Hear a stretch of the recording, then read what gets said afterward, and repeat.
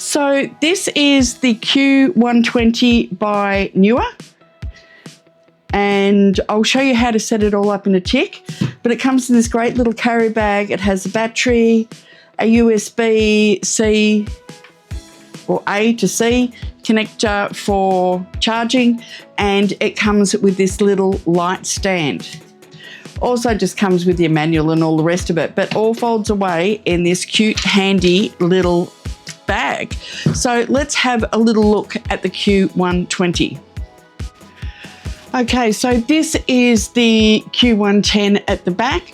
Your battery just slides in like so. You can charge it with the battery in, or you can charge it with the battery out.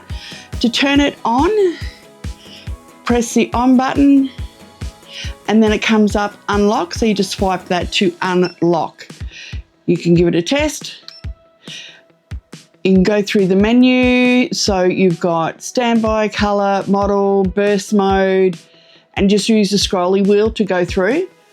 If you want delay, sync, turn your ID on, off, whether you want your beep on, off, whether you want Bluetooth. It has got RX compatibility, so you can turn that on or off. So that allows you to work with Godox triggers, which is always handy.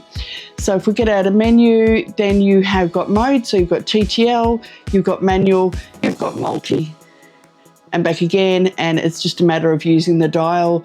If you want to increase your exposure, etc., you can change your channel from here. So you've got A, B, C through to E, and you've got your various channels that you can select as well. If you hold your channel, it will come up with channel, and you can change that there.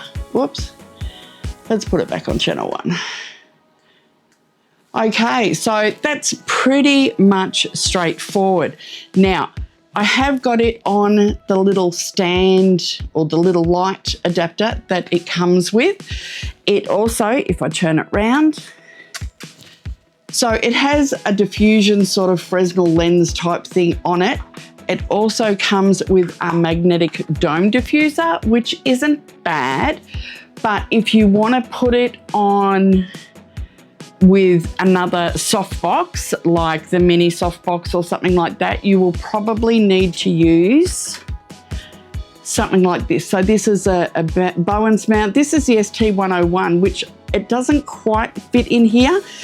I think Neewer have another one that works, but it did also fit in my Godox one.